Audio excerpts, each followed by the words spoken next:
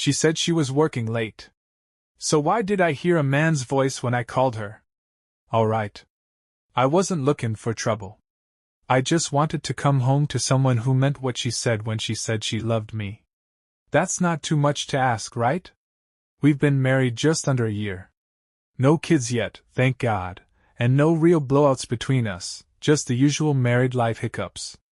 Bills, scheduling, in-laws, learning the rhythm of two people sharing a life. I won't sit here and say I was perfect. I worked long hours, I forgot anniversaries, I sometimes tuned her out when she talked about her coworkers, but I showed up. I came home, I cooked, I listened, even if I didn't always absorb, and I never, not once, stepped outside the lines. I met her at a charity event of all places. I'd volunteered to help a friend run logistics. She was at the front table doing sign-ins. Sharp mouth, killer smirk, those big brown eyes that could cut you open or pull you in depending on her mood. From day one she had this fire to her. Confident. Bold. She didn't care if you liked her. That was half the draw, she didn't need anyone. And when she chose me, I felt like I won something. She moved into my place about 6 months in. We got married the following spring in a courthouse ceremony, nothing fancy. She said she didn't want the drama of a big wedding, and I respected that. What mattered was the commitment, not the spectacle. Or at least that's what I thought we were doing. Things started shifting in small ways. At first, I chalked it up to stress. She switched departments at work, some internal promotion she had mixed feelings about. Said the people were competitive, office politics were brutal, lots of fake smiles and backstabbing. She came home tired. Snappier than usual. Less affectionate. She wasn't cold, just distracted. One day I brought her home a bottle of wine she liked after a rough week. She said, "Why did you spend money on this? We need to be saving." She didn't even say thank you. That was new. The woman I married was a lot of things, but she never turned down a gift. Especially not wine. Then there were the workouts. She started going to this boutique fitness place across town. Said it was less creepy than the gym by our house. And I didn't argue. I figured maybe it helped her burn off stress. And hey, I liked the results. She started wearing tighter clothes again. Shorter shorts around the house. Not for me, though. Not the way it used to be. Before, when she dressed up, she'd do a little spin and say, "Worth the wait?" Now, it was more like I didn't exist in the room. Still, I didn't get suspicious. Not yet. I remember one Thursday afternoon, I'd taken the day off because we were supposed to get the roof looked at. The roofer was late, of course. So I sat at the kitchen table, trying to deal with emails and a busted coffee maker, when I noticed something weird. A pair of earrings on the counter. Now, that shouldn't be strange, right? They were small. Gold. But I'd never seen them before. She only wears silver, always has. She says gold makes her look washed out. I held them up, and when she got home that evening, I asked her about them. She barely glanced at them. "Oh, they're Melissa's," she said. "She must have dropped them when she was here Sunday." Melissa hadn't been over Sunday. We had dinner at her parents' that night. I was there. So was Melissa, come to think of it. But I just nodded and said, "Huh.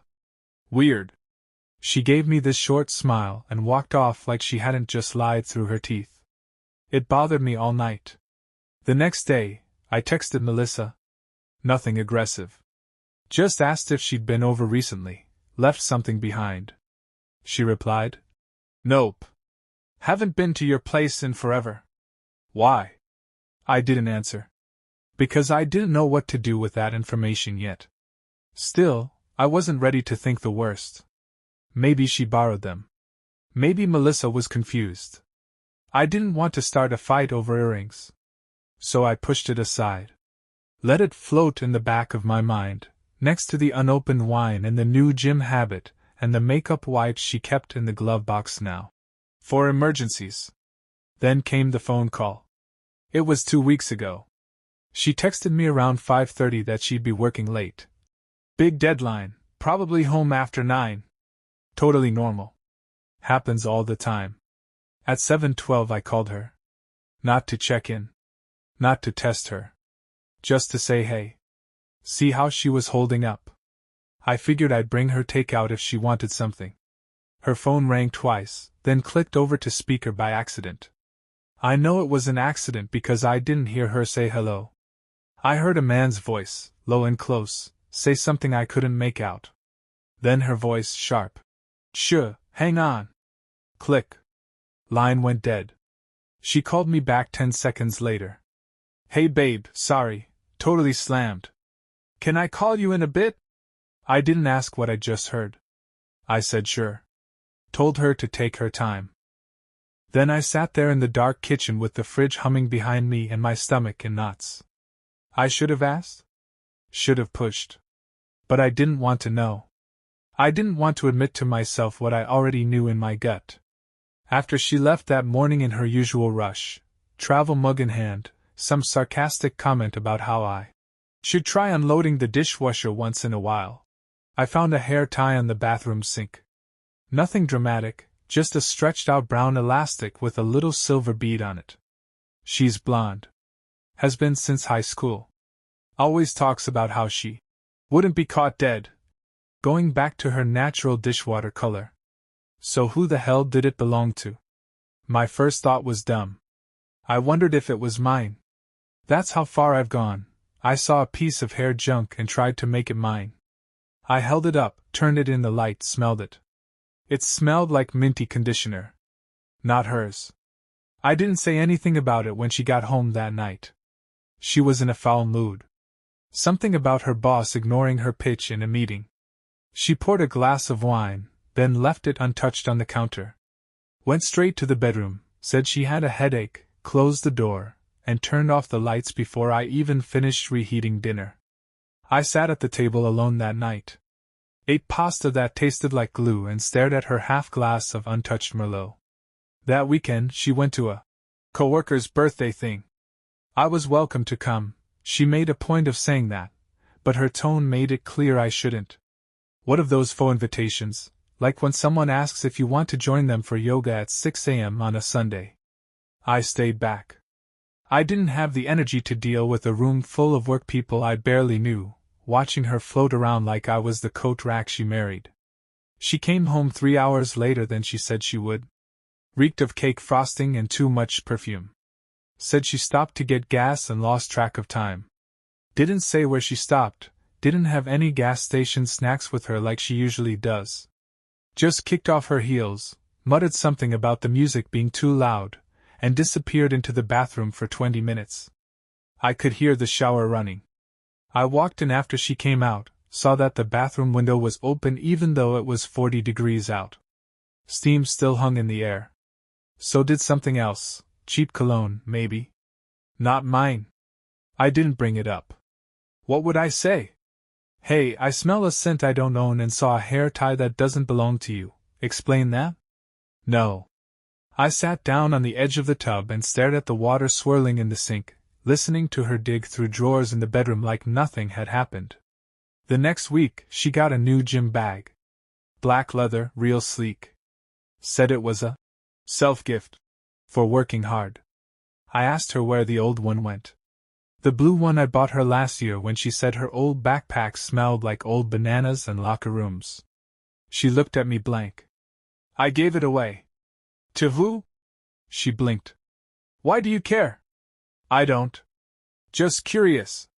Well, she said, zipping the new bag shut. Stop being curious. It's annoying. Then she left for her usual Tuesday spin class, which, I noticed, never left her sweaty anymore. I used to see her come back with her face red, shirt clinging to her chest, dropping down on the couch like she just fought God. Now she came back fresh. Energized. Like she just stepped out of a boutique, not a gym. But I wasn't thinking cheating.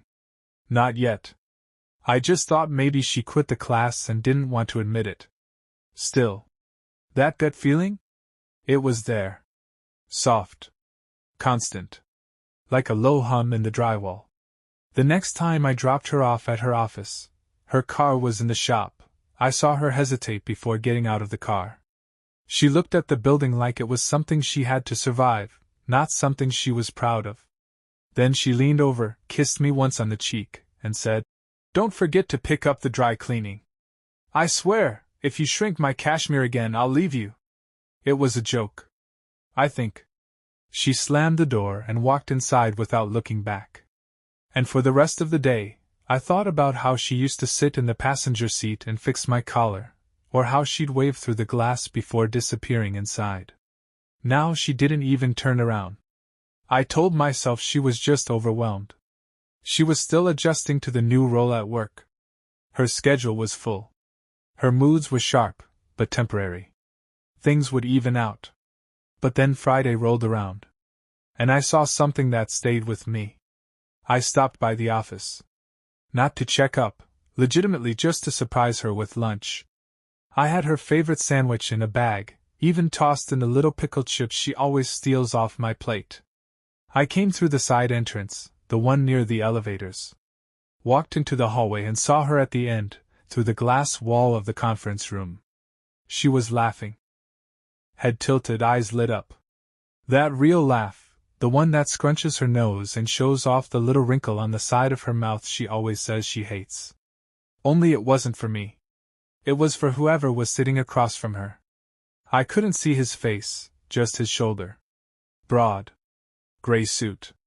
He leaned in when he spoke, like he'd known her for a long time. Like he wanted to. She reached out and touched his wrist for half a second. Then laughed again. That was it. I didn't interrupt.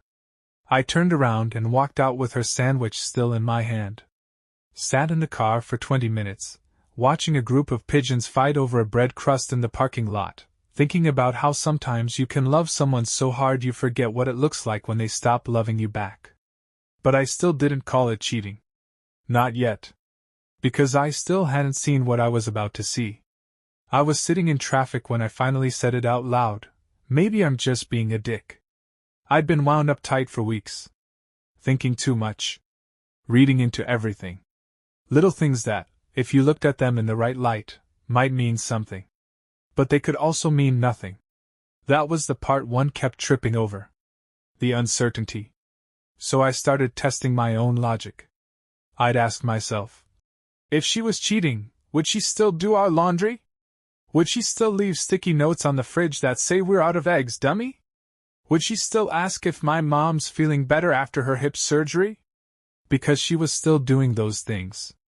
Maybe not as warm, not as often, but they were there.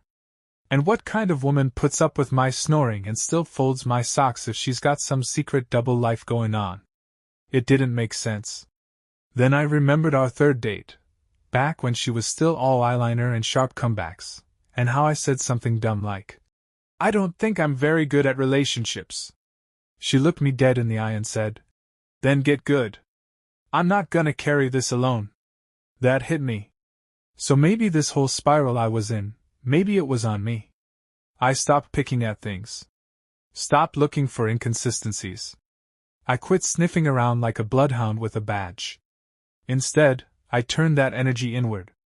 Maybe I'd gotten lazy. Maybe she was pulling back because I was phoning it in. I mean, marriage is supposed to be about effort, right? So I cleaned the garage. Repainted the bedroom. I took her car to get detailed and left a little note in the console that said, "Still glad it's you." She texted back a heart emoji. Just one. No. Love you. No. Thanks. But I didn't read into it. I told myself, she's tired. She's busy. She's adjusting. It's not that deep. Later that week, she asked if I wanted to do dinner with some of her friends, people from work I'd never met. I said yeah, thinking this was a good sign. A normal sign. We get to the bar, and it's loud, crowded, impossible to hold a real conversation. She introduces me around, but doesn't stay close. Every time I turn around, she's somewhere else, laughing with a guy by the jukebox, whispering to another girl near the restroom, checking her phone under the table while I'm mid-sentence. But again, I let it slide. Because that's her. She flits. She moves. She's the kind of person who lights up 10 corners of a room and leaves you chasing her through all of them. On the way home, she says. You were quiet tonight. Just tired. You don't like them? I don't really know them. She sighs like I failed a test. I'm trying, you know. I know, I said. So am I. And for a moment, her face softened. Not a smile, not a full thaw, but something. I reached for her hand, and she didn't pull away. At home, we fell asleep watching some old movie. Her head on my chest, her breathing even. I laid there thinking, see? It's not what you thought. You're overthinking. She's trying. You're trying. Let it go. But letting go doesn't always mean peace. Sometimes it just means you stop asking questions you're scared to hear the answers to.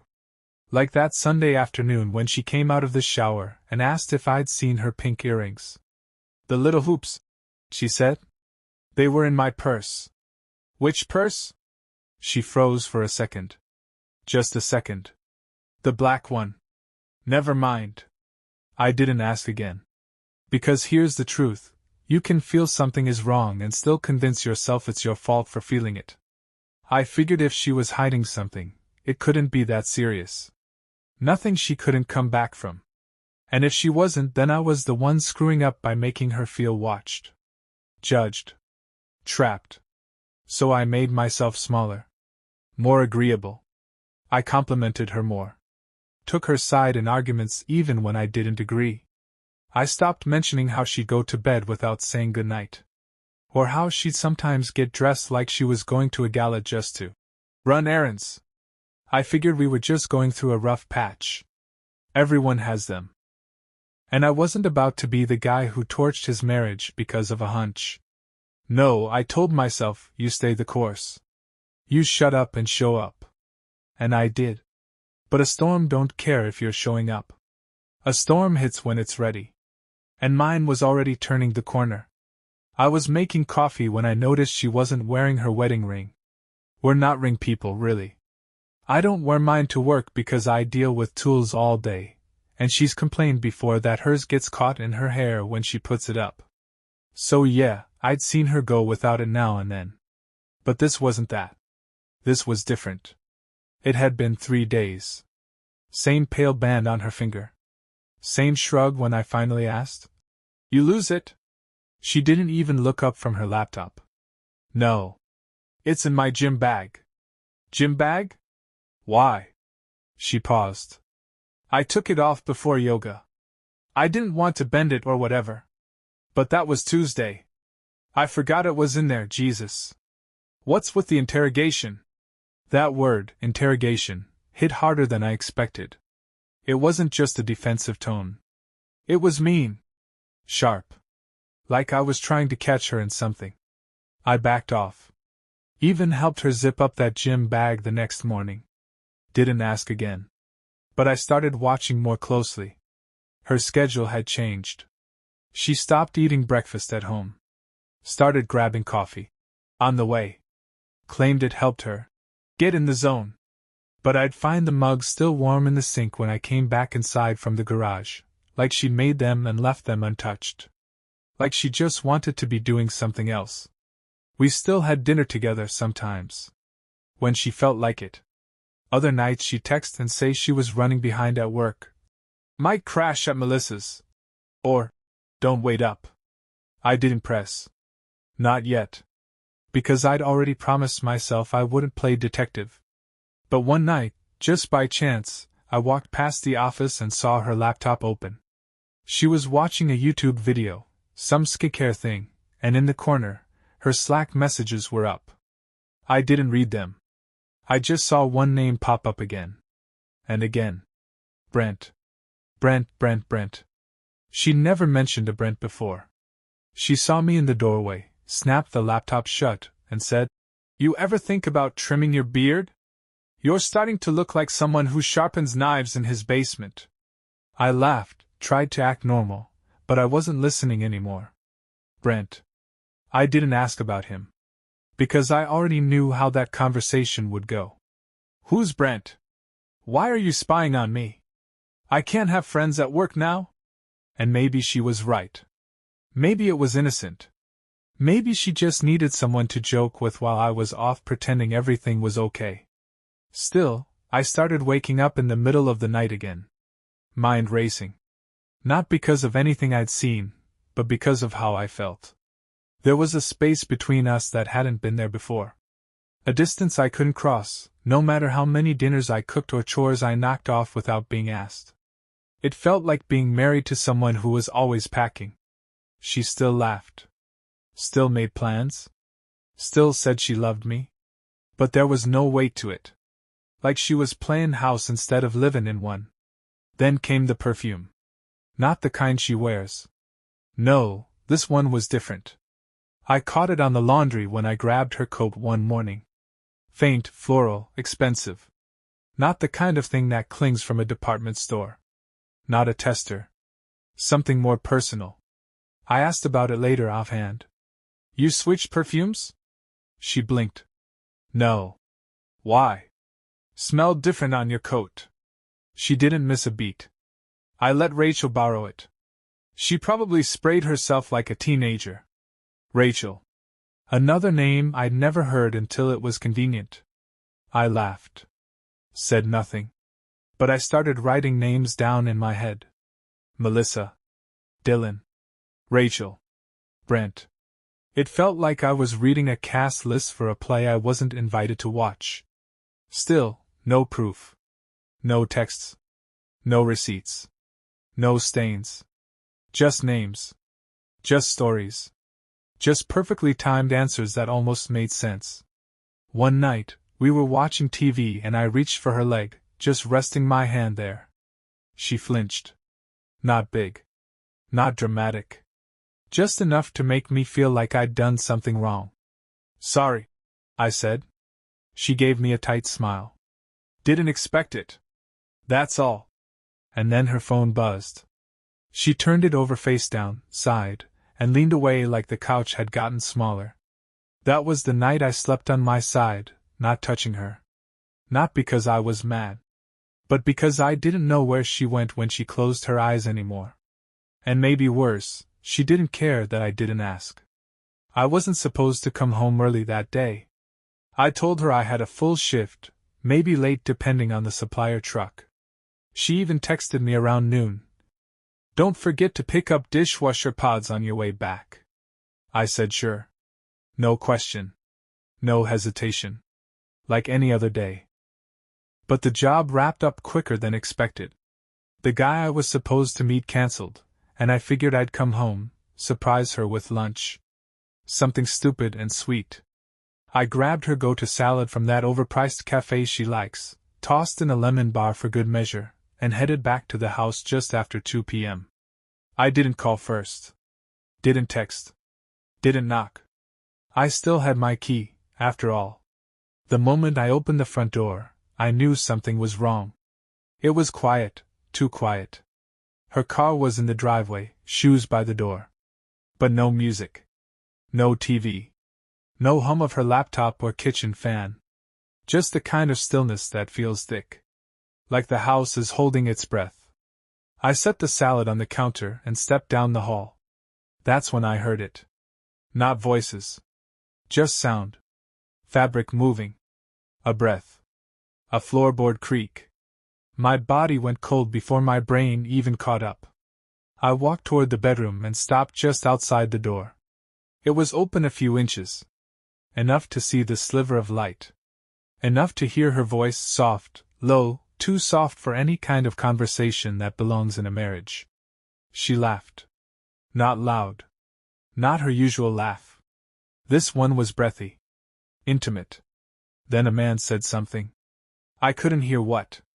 But I knew it wasn't a joke. Because she didn't laugh this time. She moaned. I didn't walk in. I didn't kick the door open.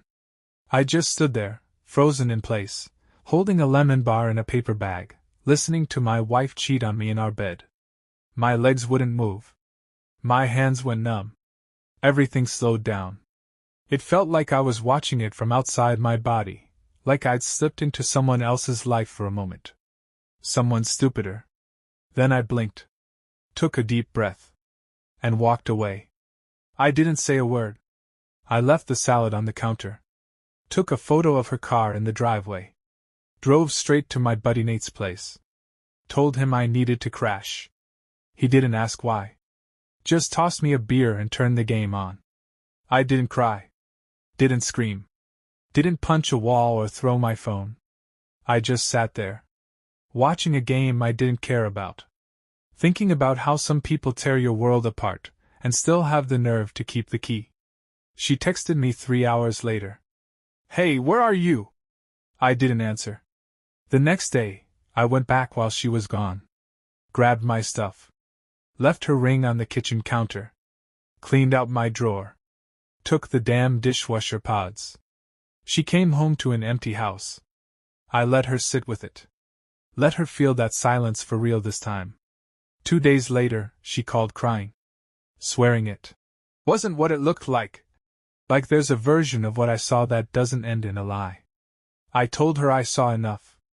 I told her the only thing worse than getting cheated on is realizing you made excuses for someone who never deserved your loyalty in the first place. She tried blaming stress. Tried blaming me. Said I was distant, that I stopped paying attention. I told her, no. I just stopped chasing you when you started walking away. Now, I'm out. No fight. No court battle. Just signed papers, boxed up memories, and a man who learned the hard way that trust isn't something you give, it's something you watch. And next time? I'll watch closer.